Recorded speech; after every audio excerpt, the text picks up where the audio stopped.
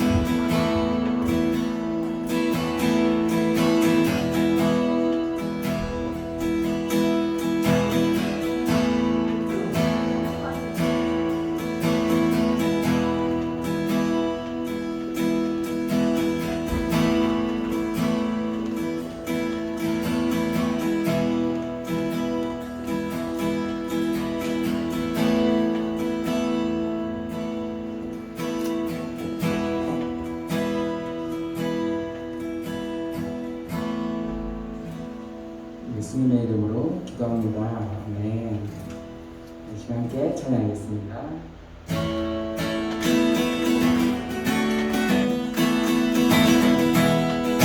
함께 찬양합니다. 마음속에 근심 있는 사람, 마음속에 근심 있는 사람, 주 예수 앞에 아뢰어라. 슬픈 마음 있을 때에라도 주 예수께 아뢰라. 마음속에 근심 있는 사람, 주 예수 앞에 아뢰어라.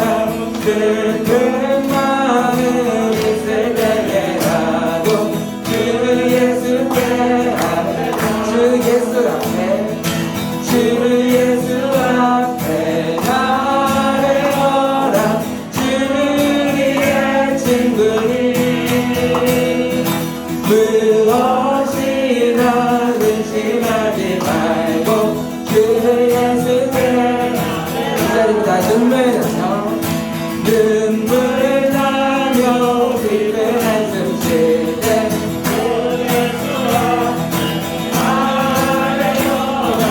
은밀한 될 내게 있더라도 한자동자 괴로움과 두려움 있을 때, 괴로움과 두려움 있을 때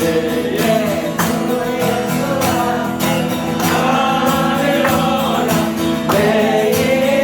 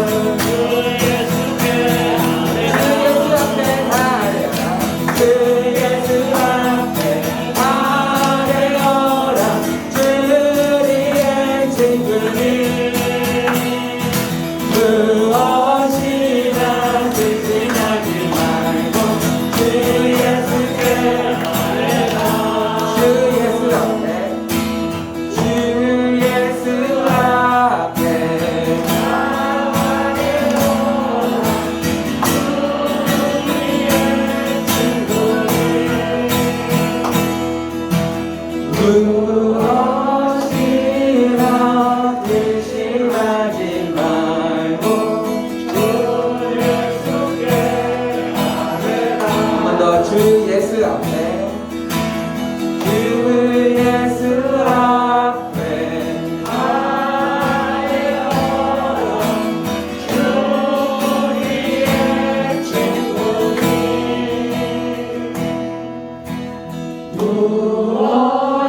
무엇이나 근심하지 말고 주 예수께 아뢰라.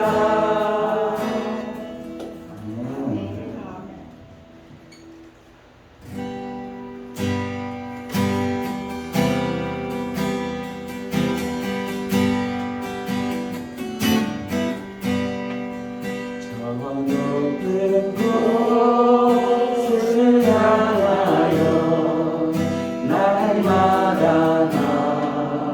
나아갑니다. 내 뜻과 정성 모아서 날마다 기도하. 한 번 더 저 높은 곳을 향하여 저 높은 곳을 향하여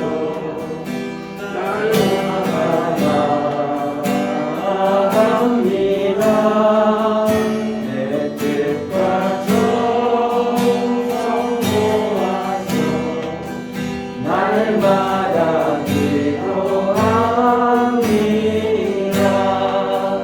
내 주여 내 맘 붙드사 그곳에 있게 하소서. 그곳은 빛과 사랑이 언제나 넘치고 괴로움과 죄가 있고 괴로움과 죄가 있는 비록 여기 살아도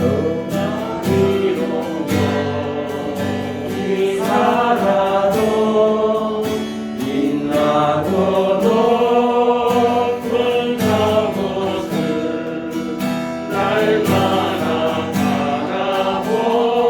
3절입니다. 의심의 안개 거치고 의심의 안개 거치고 근심의 구름 없는 곳 기쁘고 참된 평화가 거기만 있사오니. 내 주여 내 마음 붙드사 내 주여 내 마음 붙드사 그곳에 있게 하소서. 그곳은 빛과 사랑이 언제나 넘치고. 먼저 내 주여 내 마음 붙드사 내 주여 내 마음 붙드사 그곳에 있게 하소서. 그곳은 빛과 사랑이 언제나 넘치고. 내 주여 내 마음 붙드사 내 주여 내 마음 붙드사 있게 하소서. 그곳은 빛과 사랑이 언제나 넘치옵니다. 험하고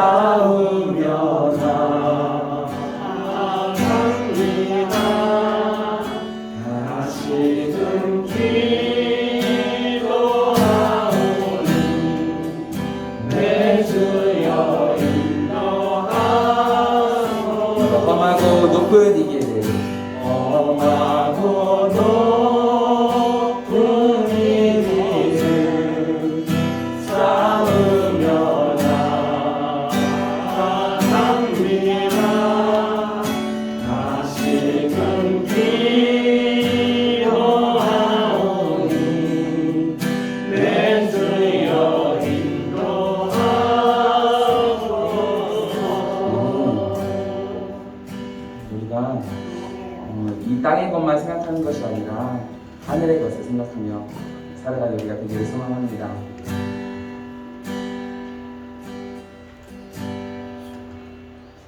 잠시 세상에 내가 살면서 항상 찬송 부르다가 날이 저물어 오라 하시며 영광 중에 나가리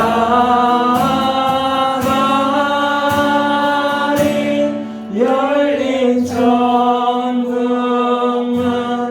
내가 들어가 세상 짐을 내려놓고 빛나며 율관 하나 쓰고서 주와 함께 눈물 골짜기 더듬으면서 눈물 골짜기 더듬으면서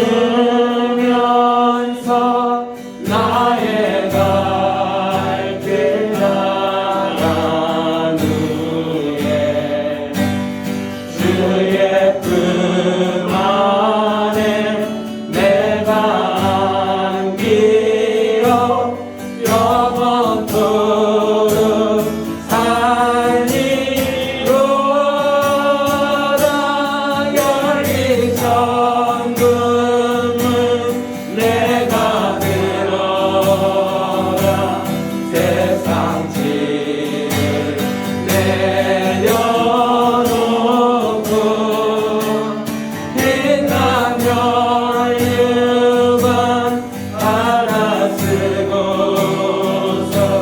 주와 함께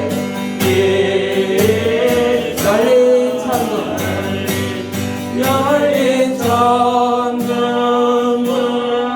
내가 들어가 세상 짐을 내려놓고 빛나며 율관 하나 쓰고서 주와 함께 길이 열린 천국문 열린 천국문 내가 들어가 세상 짐을 내려놓고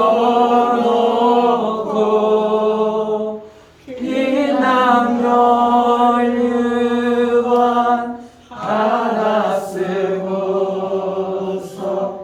주와 함께 길이 열린 천국문 열린 천국문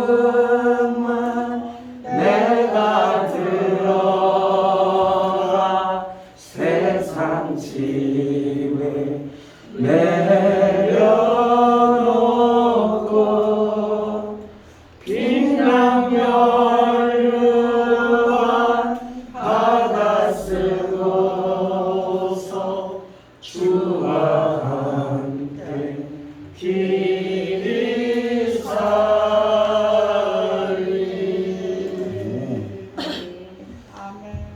이 찬양이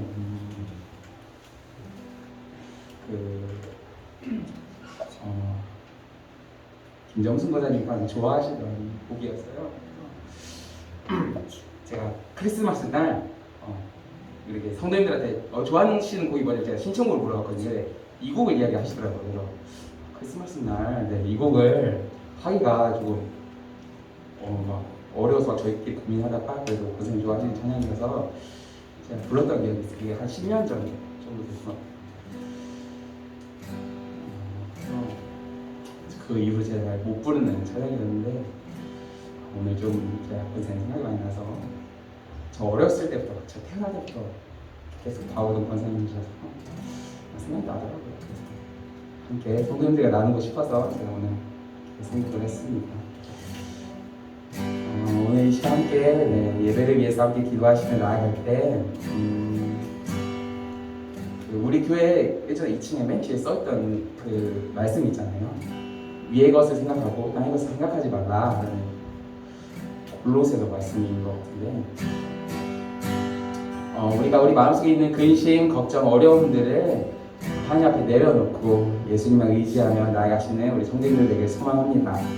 또한 우리가 정말 잠깐이잖아요. 우리가 있을 영원한 시간들을 위해서 이 잠시 잠깐 있는 이 세상에서 정말 하나님 앞에서 온전하게 그리고 좀 더 멋있게 하나님이 기뻐하시는 그런 우리 성도님들 되시길 빨리 소망하면서 이렇게 함께 예배를 위해서 기도하겠습니다. 함께 기도합니다.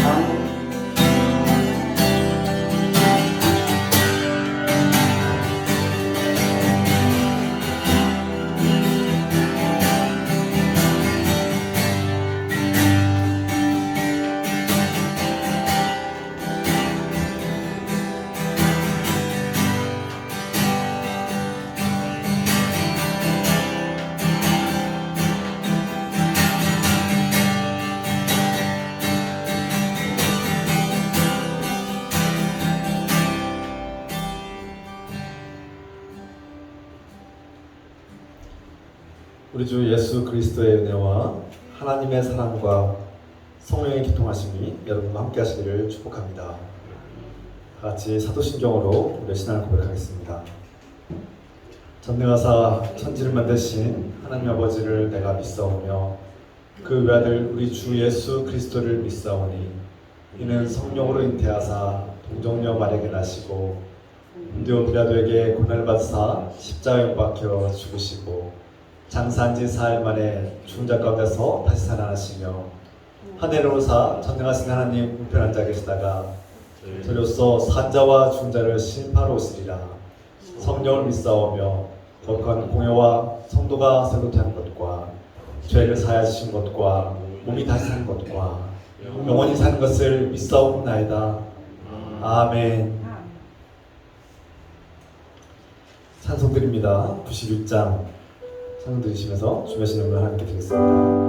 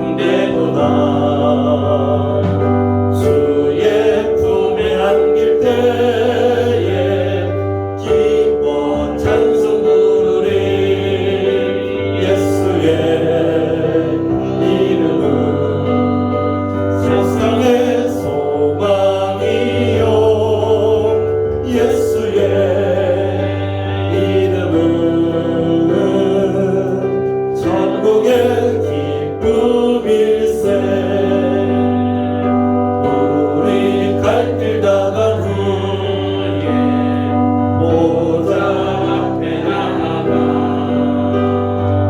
왕의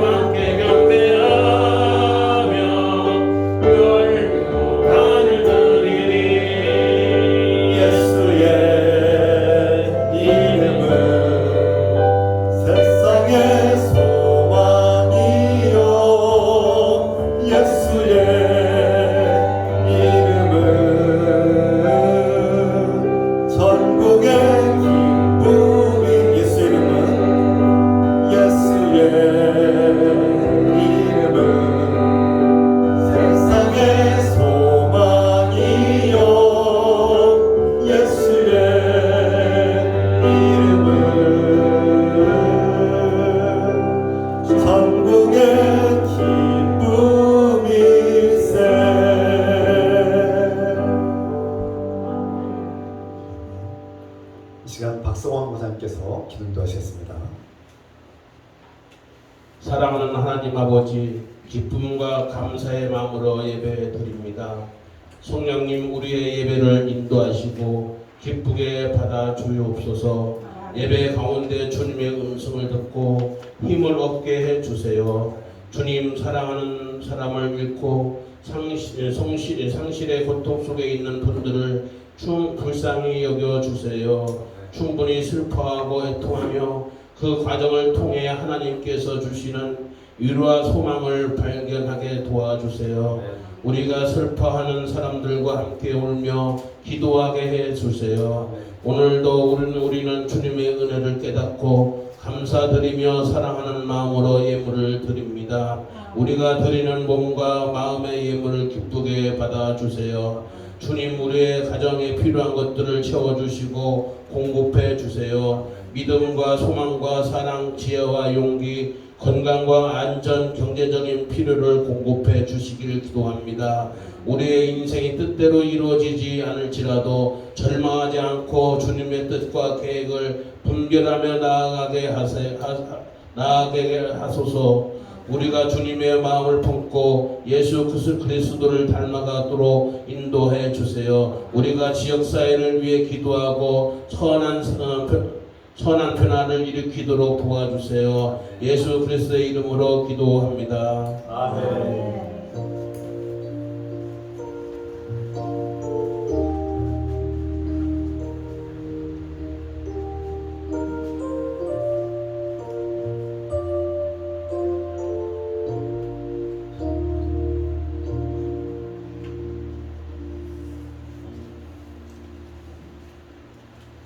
서로 사랑 인사를 나누겠습니다. 좀 이름으로 축복합니다. 사랑합니다.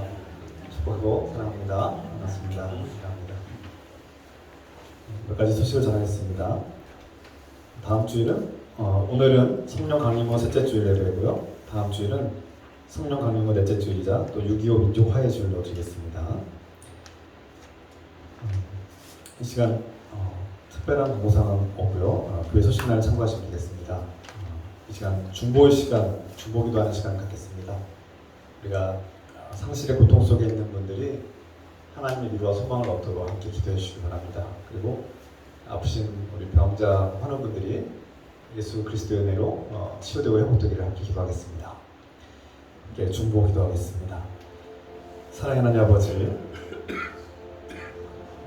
사랑하는 이를 잃고 슬퍼하며 애통하며 괴로워하는 고통 속에 있는 우리 형제 자매들을 주님 불쌍히 여겨주시고서 주님 자비와 긍휼을 부어주시고서 주님 그 상실의 고통 속에서 하나님의 은혜와 위로를 발견하게 하시고 사랑할 용기를 얻게 도와주시고서 주님 사랑하는 가족을 잃고 슬퍼하는 이들에게 하나님 나라의 소망이 임하게 하시고 이 땅에서의 그 절망을 이겨내고 다시 새롭게 건날 수 있도록 도와주시고서 영원한 생명을 사모하며 나라나 살게 도와주시고서 주님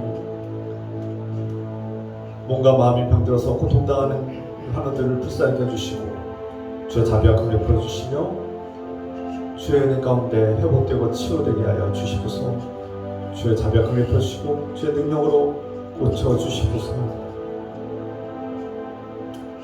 주여 모든 것을 예수 그리스도의 이름으로 간절히 기도합니다. 아멘.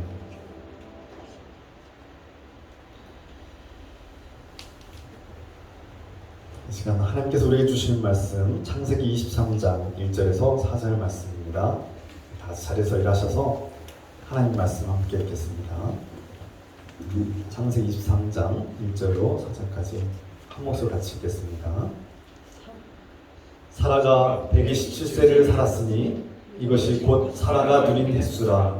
사라가 가나안 땅 헤브론 곧 기랏 야브르바에서 죽음에 아르바람이 들어가서 사라를 위하여 슬퍼하며 애통하다가 그 시신 앞에서 일어나 나가서 해 족속에게 말하여 이르되 나는 당신들 중에 나그네요 거류하는 자이니 당신들 중에서 내게 매장할 소유지를 주어 내가 나의 죽은 자를 내 앞에서 내어다가 장사하게 하시오. 아멘. 자, 찬양하시기 바랍니다.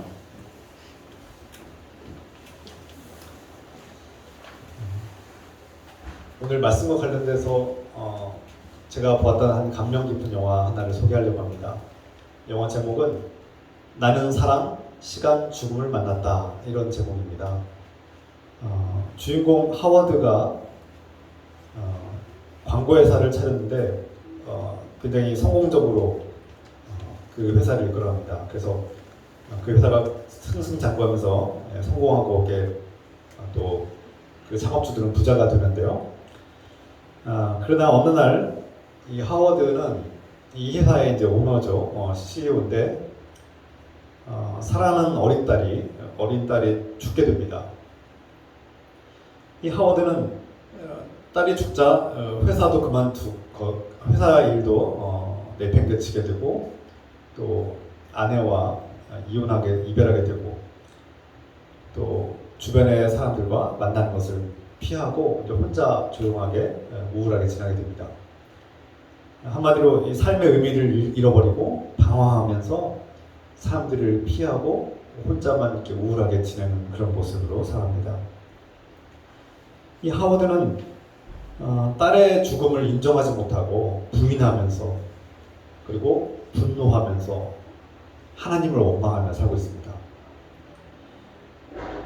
그러자 이제 이 회사를 운영하고 있는 공동 경영진들이 중책들이 이 회사가 이제 어려워지니까 이 회사 중역들이 하워드를 퇴출시키려고 이제 계획을 하고 음모를 짭니다. 그러던 과정에 이제 이 하워드가 이제 궁지에 몰리고 이제 어려움이 갈수록 더 악화되는데요.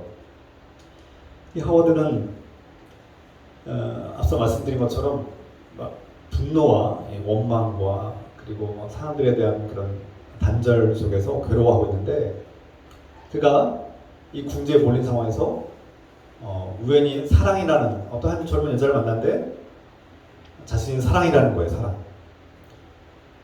근데 이 사랑이라는 존재를 만나고 이 하워드는 사랑을 향해서 분노합니다. 근데 그가 이 사랑이라는 존재를 통해서 자신이 딸을 사랑했고 그 사랑하는 딸을 보내주지 못하고 있는 현실을 발견하죠. 또 두 번째, 시간이라는 젊은 흑인 청년을 만나는데 이 젊은 청년이 자신이 시간이라는 거예요. 이 시간에 대해서 막 분노합니다. 이 하워드가 시간을 향해서 시간에 대한 어떤 공허함에 대해서 분노하고 다투는 그런 장면들이 펼쳐집니다. 또 끝으로 죽음이라는 한 노인 여자를 만납니다. 나이가 드는 한 여자인데 자신이 죽음이라는 거예요. 죽음을 향해서 막 분노하죠. 항변합니다. 하워드가 왜 내 어린 딸을 왜 데려간다는 거죠. 자신의 딸을 데려간 사실 이 사랑과 시간과 죽음을 주관하는 분은 바로 하나님이시죠. 그가 하나님을 향해서 원망하고 항변하는 겁니다. 왜 내 사랑하는 딸을 데려가야만 했냐는 거죠. 그것을 부정하고 싶고 믿고 싶지도 않고 받아들이고 싶지 않은 거죠. 그래서 막 화가 나 있고 원망하고 하나님을 향해서 분노하는 그런 장면들이 보입니다.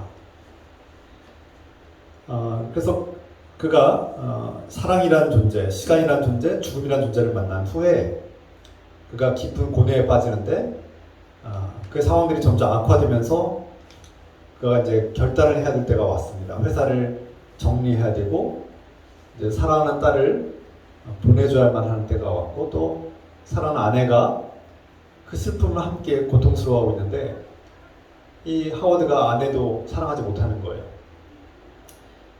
그러면서 이 아내는 그 남편 하워드를 이제 위로하고 함께 이 슬픔을 이겨내자고 이제 위로하고 격려합니다.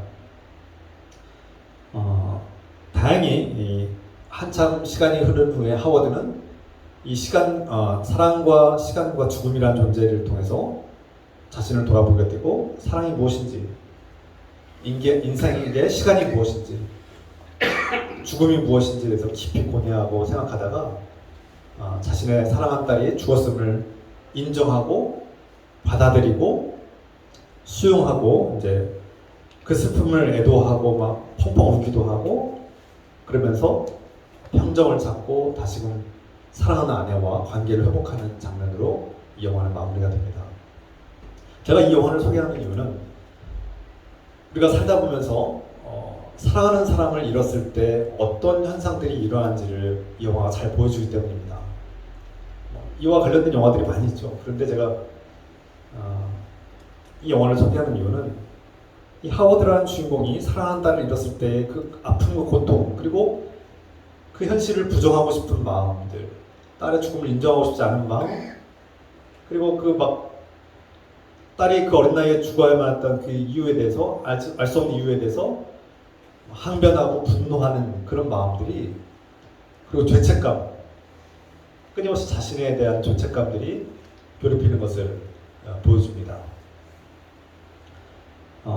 누구나 이 사랑하는 사람을 잃었을 때, 가족을 잃었을 때, 이 상실의 슬픔과 고통 속에 있을 때 이런 마음들이 들기 마련입니다. 그래서 이 주인공처럼 이 슬퍼하고 애통하고 괴로워하는 과정들이 있어야만 이 상실의 고통을 이겨낼 수 있다는 것을 말하고 있는 것이죠. 앞서 말씀드린 것처럼 이 사랑을 주관하는 존재, 시간을 주관하는 존재, 죽음을 주관하는 존재는 하나님 아니겠습니까? 그 하나님이란 존재가 그에게 와닿았고 자신의 이성으로는 사랑하는 딸을 잃어버린 것에 대해서 도무지 이해할 수 없고 받아들이고 싶지 않지만 결국은 그 속에서 또 삶을 살아가야 될 용기를 얻고 또 다른 사람들을 사랑하며 살아야 된다는 것이 사랑받은 자의 몫임을 깨닫게 됩니다. 딸의 사랑을 받았기 때문에 그 딸의 사랑을 받은 자로서 사랑하는 아내를 또 다시 사랑하고 또 다른 사람들을 사랑하며 사는 것이 사랑받은 자의 삶의 몫이라는 것이죠. 이 영화를 통해서 우리가 중요한 한 가지 메시지는 사랑하는 가족을 잃었을 때, 상실의 고통 속에 있을 때 충분히 슬퍼하고 울 수 있는 과정과 용기가 필요하다는 겁니다. 여러분, 슬픔 속에서 충분히 슬퍼하고 괴로워하고 충분히 울고 있습니까? 아니면 자꾸 없는 것처럼 덮으려고 하고 있고 잊어버리려고 애쓰고 있습니까? 그런데 사람이 잊어버려야지 덮어야지 한다고 해서 덮어집니까? 오히려 더 생각나고 더 괴롭지 않습니까? 반대로 오히려 기억하고 되뇌이고 슬퍼하고 눈물을 흘리며 울 때 오히려 그 슬픔을 이겨낼 수 있는 그런 과정을 지나갈 수 있다는 겁니다. 오늘 본문의 말씀에서, 성경의 본문에서 아브라함은 평생토록 사랑했던 아내 사라를 보내야만 하는 사라의 죽음을 맞이하고 있습니다. 이때 아브라함이 어떻게 반응했습니까? 아내 사라의 죽음을 어떻게 반응했습니까? 가슴을 치며 슬퍼하고 애통했다고. 히브리어로 보면 이 사파드 바카라는 표현을 썼는데 슬퍼하고 또 슬퍼하고 애통하다 이런 뜻이에요. 그러니까 이 슬픔을 반복하는 것은 이 히브리적인 표현으로서는 최상급, 가장 인생 중에 가장 슬프고 큰 슬픔을 말하는 겁니다. 이 히브리 성경의 특징은 반복하는 거예요. 그래서 슬프고 또 슬프다는 거예요. 최상급. 이만큼 슬픈 일이 없었다는 거예요. 아브라함이 인생을 겪으면서 이보다 더 큰 슬픔이 없었다는 거예요. 평생 동안 사랑했고 함께했던 아내 사라의 죽음이 그토록 슬프고 괴로웠다는 겁니다. 많은 심리학자들이 통계를 내는데 인생의 가장 슬프고 큰 고통 중에 하나가 바로 배우자를 잃어버리는 것이라고 할 수 있습니다. 또 이 한국적인 상황에서는 배우자를 잃은 상실의 슬픔보다 더 큰 것이 자식을 잃은 슬픔이라고 합니다. 이 한국말의 특징이 있는데요. 그만큼 모성의 부모의 그 자녀에 대한 사랑이 각별하고 크다는 것을 말하고 있죠.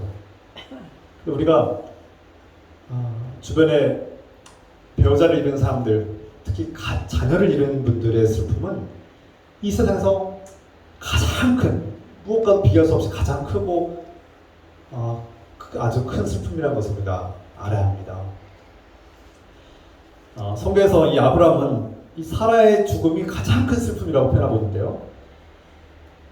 나이가 많은 남자가 정말 인생이 다 끝난 것처럼 막 소리내면서 애통하고 울면서 슬퍼하는 모습을 상상해 보십시오. 아브라함이 슬퍼하는 모습이 상상이 됩니까? 하나님을 믿는 사람도 가족을 잃은 슬픔은 고통스러운 겁니다. 그래서 우는 것이 마땅한 거예요. 울어야 합니다. 하나님 믿는 사람도 우는 겁니다. 물론 하나님 믿는 사람이 이 슬픔을 이겨내고 웃을 수 있습니다. 장례식에서 하나님 믿는 사람들은 하나님, 내 사랑하는 배우자가 하나님 나라에 하나님과 함께 동행할 것을 믿기 때문에 평온함과 또 그 미소로 보내줄 수 있어요. 그러나 그 사랑하는 가족을 잃은 고통과 슬픔을 표현하고 울면서 괴로워하는 것은 자연스러운 현상이고 꼭 거쳐야만 될 슬픔의 과정이라고 할 수 있습니다. 아브라함이 하나님을 믿고 사랑하지만 슬픈 거예요. 고통스러운 거예요. 아내 사라의 죽음을 슬퍼하고 애통하는 겁니다. 성경에서 자세하게 기록하고 있지 않지만 아브라함이 이 사라의 죽음을 상당히 오랫동안 슬퍼한 것 같아요. 그냥 2, 3일 동안 장례식 치르고 끝난 것이 아니라 꽤 오랫동안 슬퍼한 것으로 보입니다. 그가 처음에는 이 사라의 죽음을 받아들이지 못한 것 같아요. 그런데 이 아내 사라의 죽음을 이제 받아들이기 시작합니다. 그것이 바로 이 사라 아내의 묘지를 찾기 시작하는 거죠. 한동안 슬퍼하고 가슴을 치며 애통하고 괴로워하고 슬퍼하는 아브라함은 이제 이 사라의 묘지를 찾아다닙니다. 그것이 이제 아브라함이 사라의 죽음을 인정하고 받아들이는 과정이라고 할 수 있습니다. 그래서 평소에 사랑하는 사람이 죽게 되면 자신이 그동안 해왔던 그런 행동에 대해서 돌아보게 되고요. 그 사랑하는 사람에게 잘못한 것인가 돌아보게 되고 후회하게 됩니다. 그래서 마음에 죄책감이 들죠. 그때 내가 왜 그런 말을 했을까? 그 사람에게 내가 왜 그런 아픈 말을 해서 괴롭게 했을까? 내가 참 후회가 되는 거예요. 내가 그때 그런 말 했으면 안 되는데 괜히 그런 말하고 또 아내가 아파서 괴로워할 때 위로는커녕 내가 그냥 농담으로 넘겼던 말들이 자꾸 후회가 되고 죄책감이 드는 겁니다. 그래서 이런 이 죄책감이 밀려오는 것, 그래서 사랑하는 사람이 잃었을 때 내가 더 잘해주지 못한 것들, 그때 내가 병원에 빨리 데려가지 못한 것들, 내가 그때 임종을 지키지 못하고 밖에 나갔다 온 것이 막 후회가 되는 거예요. 죄책감이 드는 거예요. 잘못한 것 같고 그때 왜 그랬어야 했는지에 대해서 막 후회가 되고 죄책감이 밀려오게 됩니다. 이런 현상들이 자연스럽게 일어나는 거예요. 그래서 그 죄책감들이 미안한 마음과 더불어 막 우울해지고 무기력하게 되는 게 마련이죠. 이런 현상들이 사랑하는 가족을 잃었을 때 생기는 현상들인 것이죠. 마음의 현상들입니다. 아브라함은 시간이 지나자 통곡하고 애통하고 슬퍼하면서 이 시간을 보내고 이제 얼마 후에 이 사라의 묘지를 찾기 시작하는데요. 이 아브라함이 묘지를 찾는데 신중합니다. 굉장히 이 묘지를 정하기 위해서 굉장히 열심히 찾아요. 왜 그럴까요? 아브라함에게 이 사라의 묘지가 무슨 의미가 있을까요?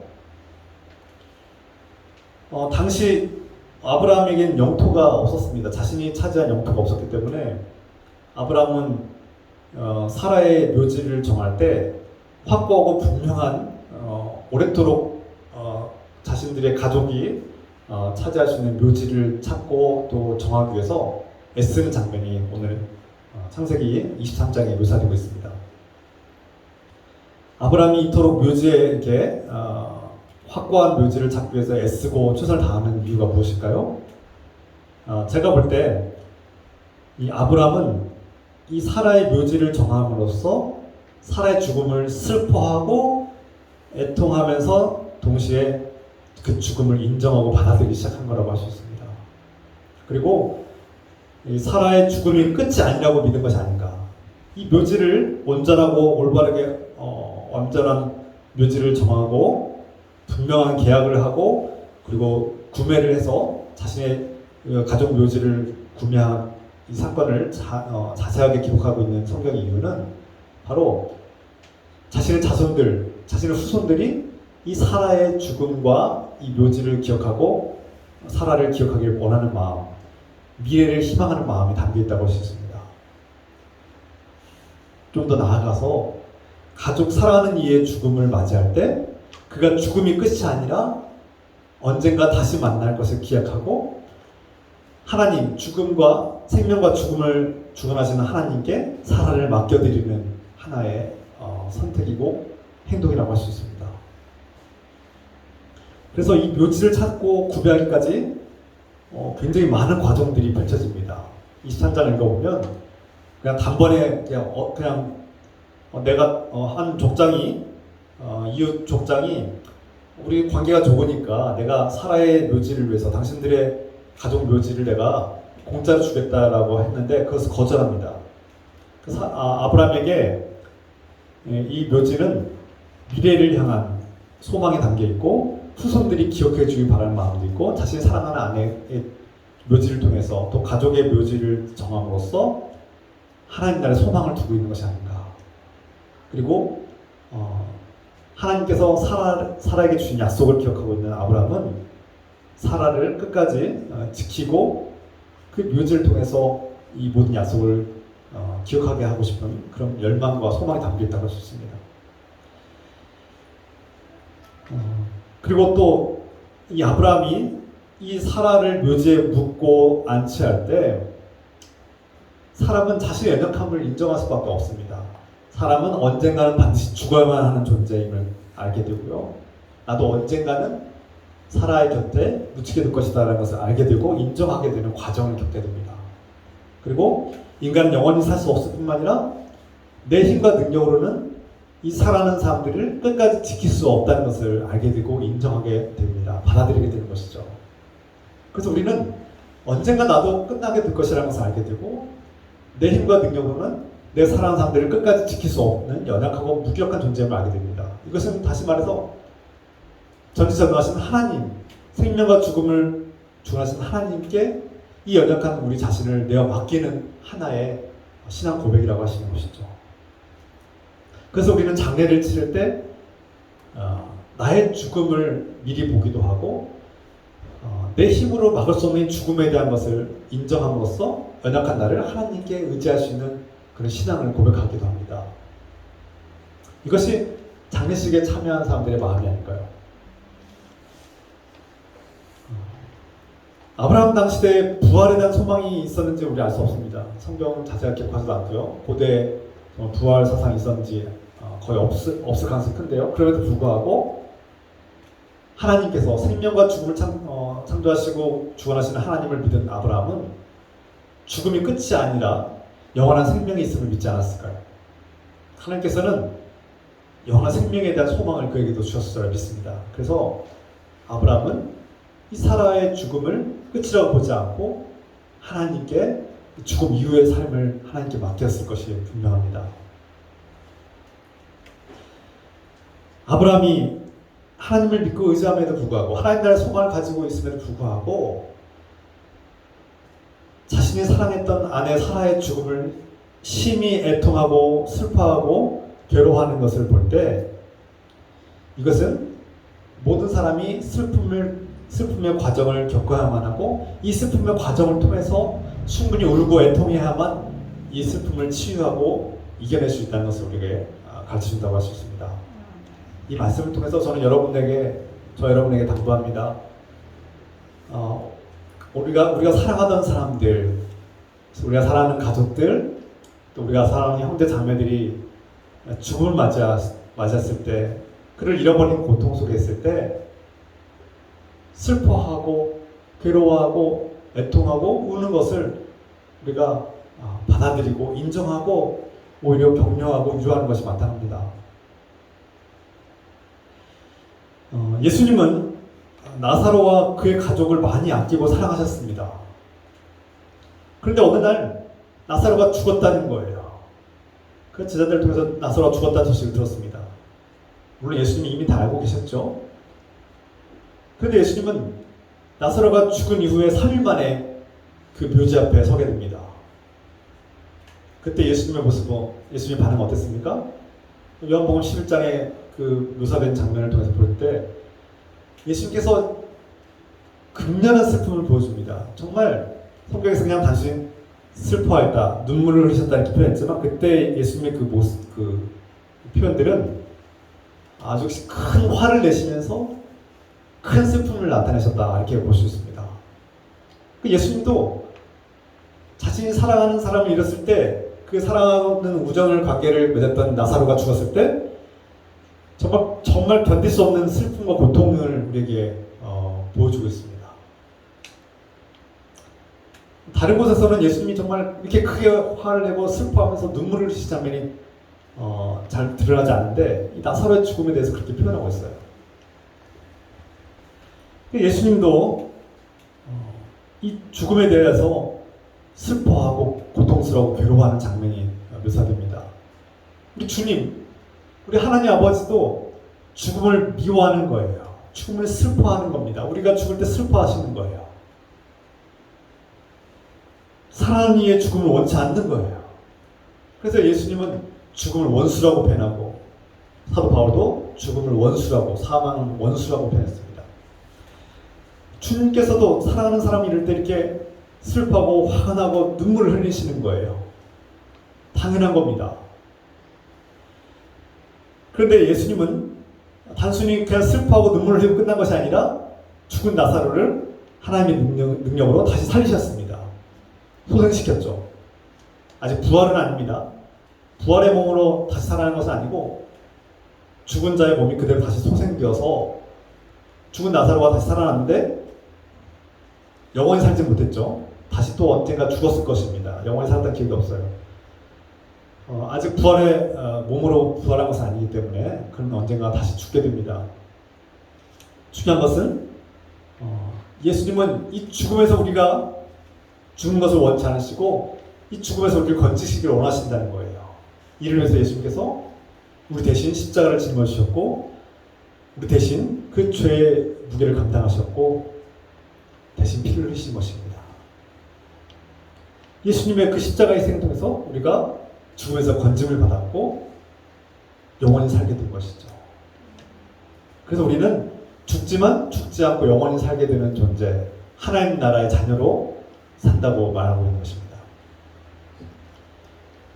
이제 주님은 그 죽음을, 원수 죽음을 이기고 우리에게 영원한 생명을 주시고 이 죽음의 상실의 영원한 고통에서 벗어나게 하시는 그 은혜를 우리에게 베풀어 주시고 그 문을 열어주신 것이죠. 이것이 하나님께서 우리에게 주신 선물이고 은혜입니다. 우리가 사랑하는 이를 잃었을 때 예수님이 얼마나 죽음을 미워하시고 얼마나 하나님의 사랑하는 자녀들을 빼앗아가는 이 죽음을 얼마나 미워하시고 원수처럼 여겼는지를 보여주는 장면인데요. 하나님은 우리가 죽지 않기를 원하십니다. 우리가 영원히 살기를 원하시는 거예요. 그래서 자신의 사랑하는 아들 예수 그리스도를 그 십자가에 내어주심으로써 우리를 구원하시는 겁니다.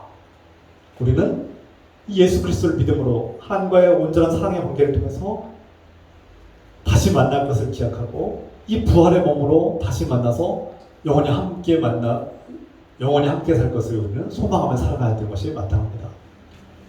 그래서 우리는 죽음을 맞이했을 때, 사랑하는 가족을 잃었을 때 이 부활의 소망을 가지고 서로에게 위로를 합니다. 사람들은 살아가면서 다양한 상실의 고통을 경험합니다. 어렸을 때 내가 소중하게 아끼던 물건을 잃어버릴 때가 있죠. 상실의 고통입니다. 내가 꿈꾸던 것들을 잃어버릴 때가 있습니다. 내가 어떤 소망이 있었는데 현실의 벽에 부딪혀서 내 꿈을 잃어버릴 때가 있어요. 내가 살면서 소중한 기회를 억울하게 놓칠 때가 있습니다. 기회를 상실한 고통이 있어요. 상실의 고통입니다. 그런데 무엇보다 가장 큰 고통은 내가 사랑하는 사람을 잃었을 때, 내가 사랑하는 부모를 잃었을 때, 내가 그토록 사랑하고 의지하던 부모를 잃었을 때, 그리고 내가 평생도록 함께한 배우자를 잃었을 때, 내가 사랑하는 형제 자매를 잃었을 때, 내 자녀를 잃었을 때 그것은 세상에서 그 무엇과 비교할 수 없는 가장 큰 슬픔을 겪게 됩니다. 그 충격이 너무 커서 우리는 감히 그 죽음에 대해서, 그 죽은 자에 대해서 이름을 말하는 것조차, 그에 대해서 얘기하는 것조차도 금기시할 때가 있습니다. 그 충격이 너무나 크니까 그 이야기를 꺼내면 너무나 슬퍼할까봐 우리는 그 이야기를 하지 않을 때가 많죠. 때로는 바람만 스쳐도, 이 조그만 일만 있어도 그 죽은 사람이 떠오를까봐 우리는 놀라기도 하고 겁내기도 하고 정말 그 사랑하는 사람이 떠올라서 마치 곁에 다시 여전히 죽지 않은 것처럼 느껴질 때가 있고 여전히 이 자리에 와 있을 것만 같고 그래서 실감나지 않을 때가 있는 것이죠. 그 사랑하는 이가 보고 싶어서 견딜 수 없는 고통이 밀려올 때가 있습니다. 또 무엇보다 죄책감이 밀려오죠. 앞서 말씀드린 것처럼 죄책감이 밀려올 때마다 잠 못 이루고 고통스러워합니다. 내가 그때 왜 그랬을까? 내가 그때 왜 그때 임종을 함께하지 못했을까? 내가 왜 그때 그런 말을 해서 상처를 줬을까? 내가 그토록 아픈지도 모르고 그렇게 아픈 사람을 내가 외면한 것은 아닌가 하는 죄책감들이 그 마음을 괴롭히는 겁니다. 앞서 아까 우리 찬양인도 하시는 우리 유견재가 말했듯이 우리는 한동안 김전수 권사님의 그 빈자리가 너무나 크게 느껴져서 아무도 얘기하지 않을 때가 있었습니다. 그 고통이 큰 것이죠. 그에 우리는 상실의 고통을 함께 겪고 있는 겁니다. 우리 이기선 지사님은 종종 그때 마지막 순간, 마지막 날에 자신이 아내 김전수 권사님이 돌아가셨다는 소식을 신목사님 통해서 들었다는 말을 계속해서 반복하세요. 근데 그것은 다 이유가 있는 겁니다. 그게 너무나 큰 충격이었고 잊혀지지 않는 큰 충격으로 와닿기 때문에 계속 반복해서 얘기하는 거예요. 근데 그 얘기를 들을 때 사람들은 오해하기 쉽습니다. 왜 하필이면 그분이 전화를 해서 그렇게 얘기했단 말이에요. 하면서 원망하거나 불평하기도 합니다. 그런데 그거 오해예요. 누군가는 알려줬어야 될 겁니다. 그런데 그분은, 우리 이수사님은 너무 큰 충격을 받은 거예요. 그분이 원망스러워서가 아니라 그때 그 충격이 너무나 괴로운 겁니다. 그래서 자꾸 떠올리게 되고 자꾸 얘기하게 되는 겁니다. 그런데 그 얘기하는 것을 이상하게 여길 필요가 없습니다. 앞서 말씀드린 것처럼 우리 집사님 지난번에 제가 신방 갔을 때 얘기하시더라고요. 왜 돌아가셨는지도 모르고 갑자기 병원 갔던 사람이 다음날 돌아가시니까 너무나 큰 충격을 받은 거죠. 준비하지 못한 슬픔, 준비하지 않은 이별을 경험하시고 있는 겁니다. 미리 준비했더라면, 미리 돌아갔을 것을 알았더라면, 그래서 미리 준비하고 마음의 준비를 하고 그래도 괴로울 텐데 준비되지 않은 상황 속에서 갑자기 잃어버린 겁니다. 여러분, 누군가가 심각한 중병을 앓고 죽음을 가까이 하고 있다면 그 숨기지 마십시오. 우리가 이번에 계기를 통해서 깨달아야 될 것이 있습니다. 누군가의 죽음이 두렵고 떨리고 그 누군가의 충격을 줄까봐 조심하고 싶어하는 마음이 그 사랑하는 마음이긴 합니다. 그러나 더 깊은 사랑, 더 성숙한 사랑은 숨기지 않는 겁니다. 오히려 죽음을 알리고 내가 곧 죽게 될 것을 알리고 미리 준비하게 하고, 그래서 그 고통이 너무나 크고 충격이 너무나 커서 괴로움이 너무나 오래 지속될지 모르지만 이별을 미리 연습할 수 있도록 기회를 주는 겁니다. 너무나 끔찍한 고통이죠. 그런데 그 기회를 주지 않고 갑자기 떠나가면 너무나 허무한 겁니다. 이유도 없이, 준비할 겨를도 없이, 그래서 미안하다는 말도 할 겨를도 없이, 용서를 구할 기회도 얻지 못한 채, 내가 미리 알았다면 과거의 나의 잘못도 고백하고 나의 어리석음도 고백하고 용서를 구하고 마지막으로 인사할 기회라도 있었을 텐데 그 기회를 다 놓쳐버린 거 아닙니까? 우리가 깨달아야 합니다. 이번 계기를 통해서 제가 잘못했다고 비난하는 것이 아닙니다. 사랑했기 때문에 보호하고 싶어서 그렇게 했을 것입니다. 그런데 우리 성숙한 그리스도인들은 이별을 미리 준비하고 훈련하고 연습하고 그렇게 살아있는 동안 나의 사랑을 고백하고 용서를 구하고 나의 잘못을 고백할 수 있는 기회를 갖는 것이 더 훌륭한 성숙한 이별이 아닐까 생각하게 됩니다. 그래서 자꾸 그 마지막 순간에 자신이 들은 그 전화 소식 너무나 큰 충격이어서 자꾸 말씀하고 반복하는 것을 우리가 용납해야 합니다. 그 이상하게 바라보지 마시고 왜 저분이 계속 반복할까? 왜 같은 얘기를 반복할까? 이상하게 여기지 마시고 그때 그 충격이 너무나 커서 내가 살면서 가장 큰 충격적인 소식을 들은 것이 너무나 지금도 실감이 되지 않고 받아들이기 어렵기 때문에 자꾸 말하는 거예요. 수십 번씩 말할 겁니다. 그걸 옆에 들어주는 거예요. 들어주십시오. 저분이 너무 큰 충격을 받아서 그걸 자꾸 얘기하는구나, 반복하시는구나 하고 들어주십시오. 그것이 이 슬픔의 과정을 지나는 중요한 과정이고 도움이 되고 유익이 될 겁니다. 들어주십시오. 우리 형제자매, 우리 한국 사회는 이 슬픔의 과정을 잘 이해하지 못하기 때문에 이 슬픔의 과정을, 죽음을 직면하는 것을 두려워하고 꺼려하기도 하고, 그래서 이 슬픔에 대해서, 죽은 자에 대해서 얘기하는 것을 피하려고 합니다. 자꾸 덮어두려고 하고 피하려고 하고 묻어버리려고 합니다. 그러면 언젠가 시간이 지나면 자연히 해결될 거라고 그렇게 믿고 있어요. 그런데 그렇지 않습니다. 이 슬픔이란 건 그냥 덮어두고 피하고 묻어버리면 다 끝나면 너무 쉽죠. 그렇게만 해결되면 얼마나 쉽습니까? 그렇게만 될 수 있다면 쉬운 일이에요. 그러나 그 슬픔은 묻어두고 덮어두고 피한다고 해서 해결되지 않습니다. 해결이 안 돼요. 언젠가는 그것이 마음의 병을 되게 합니다. 그것이 쌓이고 쌓이면 그 슬픔과 분노와 억울함과 괴로움과 죄책감들이 쌓여서 몸과 마음의 병을 일으키게 돼요. 그래서 아프게 되고 배우자를 잃은 그 배우자는 수명이 단축되고 오래 살지 못하는 경우가 많습니다. 왜 그럴까요? 그 슬픔의 과정을 누구도 도와주지 않고 그냥 묻어버리는 거예요. 덮어버리는 거예요. 침묵하는 겁니다. 그게 더 병을 악화시키는 거예요. 우울증을 일으키고요. 더 그 마음의 병을 일으키고요. 그 죄책감이 더 큰 병을 일으키게 해서 결국 오래 못 삽니다. 그것들이.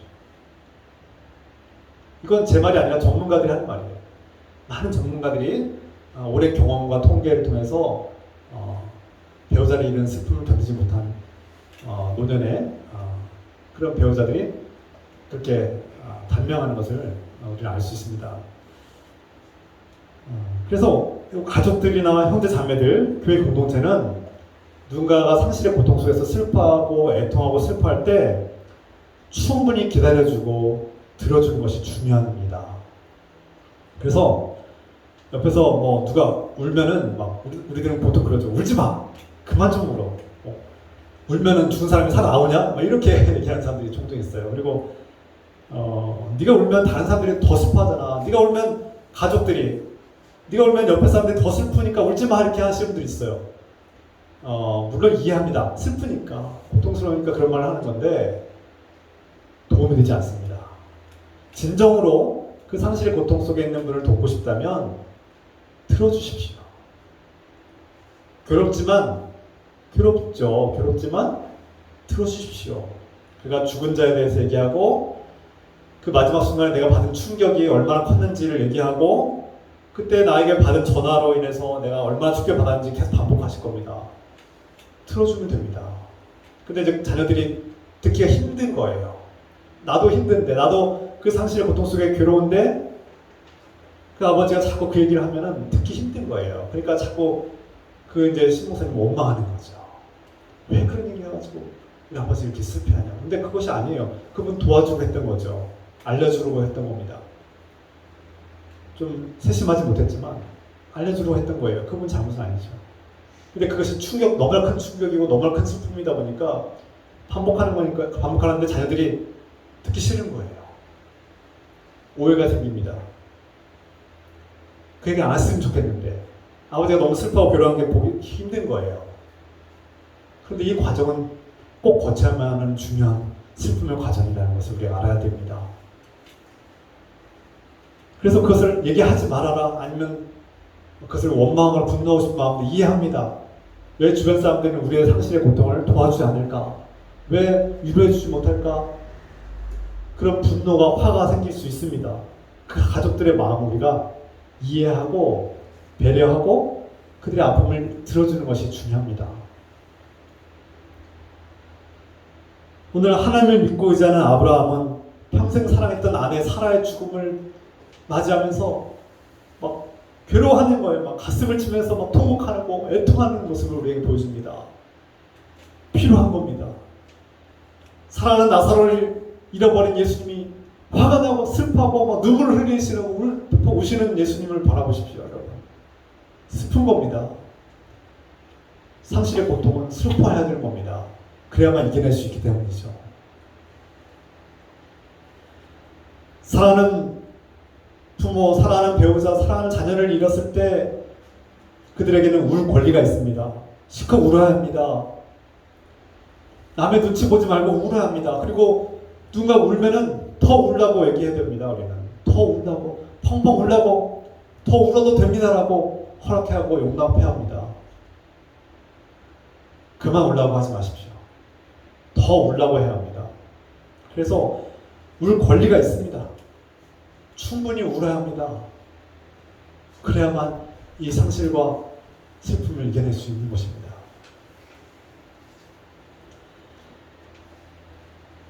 우리는 상실 고통 속에 죄책감이 있다고 했죠.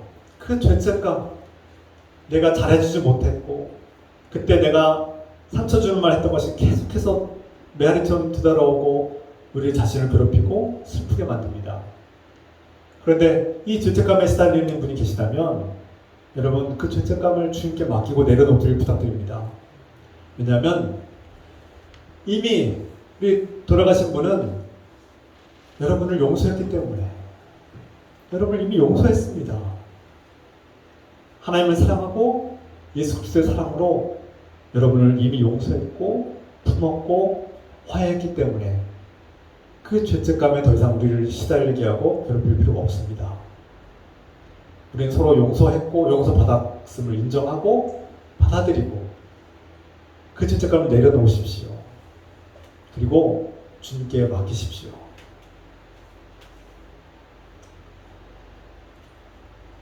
우리가 누군가로부터 아무리 작은 사랑일지라도 그 사랑을 받았다면 그는 우리가 용감하게 남은 생애를 더 기쁘고 감사한 마음으로 살기를 원할 것입니다.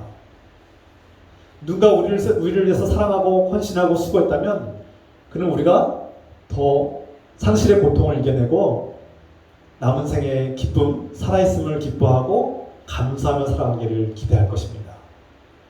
여러분, 그러므로 사랑받은 자는 남은 생애를 매일매일 하루하루 순간순간을 그 사랑받았음을 기억하고 용기를 내어서 기쁘게 감사하게 살아가는 것이 그 돌아가신 분에 대한 보답하는 길입니다.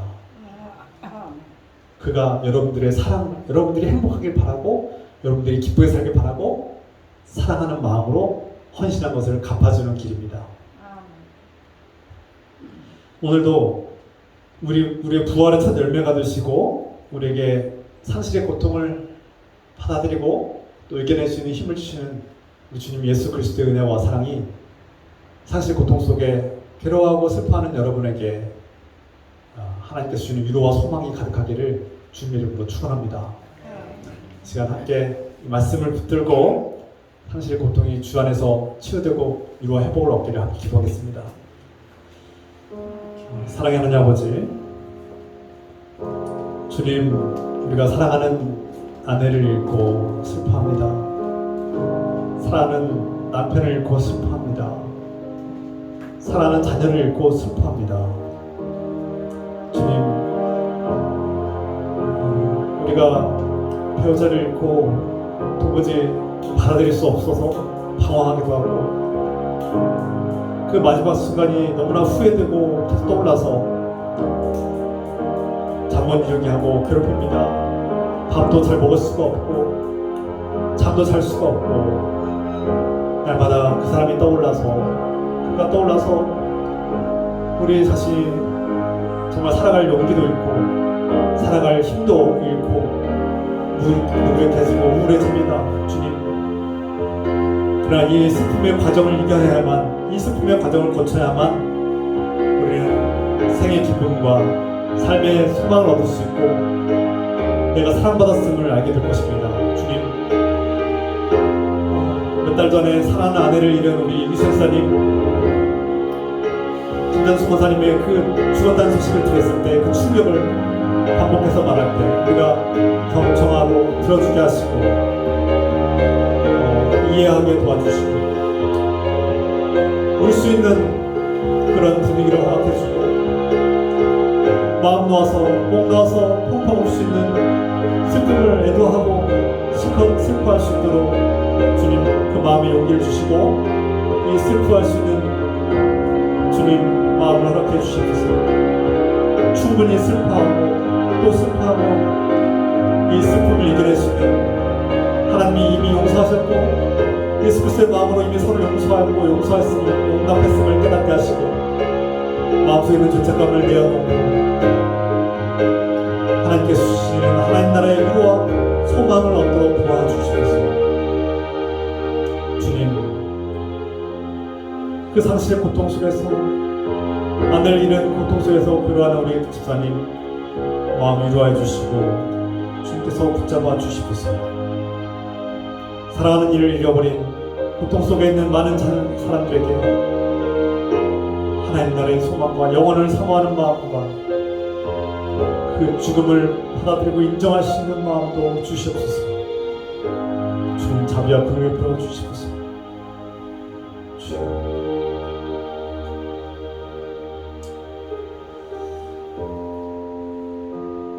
사랑의 하나님 아버지, 아브라함이 사랑하는 아내 사라를 잃고 애통하며 슬퍼하며 가슴을 치며 통곡하는 모습을 봅니다. 주님, 우리가 살면서 사랑하는 가족을 잃을 때가 있고 사랑하는 일을 잃을 때가 있습니다. 그 상실의 고통 속에 우리는 무기력해지고 우울해지고 삶을 포기하고 싶은 마음마저 들 때가 있습니다. 주님, 도와주시옵소서. 우리가 슬퍼할 수 있는 슬퍼하도록 허락해 주시고 울 수 있는 용기를 주시고 실컷 울 수 있도록 허락해 주시옵소서.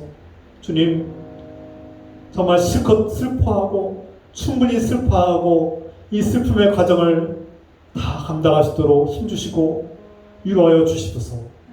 때가 되어서 주님께서 주시는 생의 기쁨과 감사를 발견해 가시고 내가 사랑받았음을 깨닫게 하시며 이미 용서받았음을 깨닫고 죄책감을 내려놓으시도록 인도하여 주시고 가르쳐 주시옵소서. 상실의 고통 속에 있는 자녀들을 불쌍히 해주시고 다시금 위로해 주시고 생의 소망과 기쁨을 발견하도록 도와주시고 사랑받았음을 깨닫고 사랑받은 자로서 기뻐하며 감사하며 살도록 도와주시옵소서. 이 모든 것을 깨닫게 하시고 인도하시는 우리 주 예수 그리스도의 나와 하나님 아버지의 끝없는 사랑하심과 삶의 기쁨과 감사를 회복시켜 주시는 성령님의 교통감화 역사하심이 오늘 상실 고통 속에 있는 모든 성도들과 우리 기쁨교회 모든 형제자매들에게 지금부터 영원토록 함께 해주시기를 간절히 축원하옵나이다. 아멘.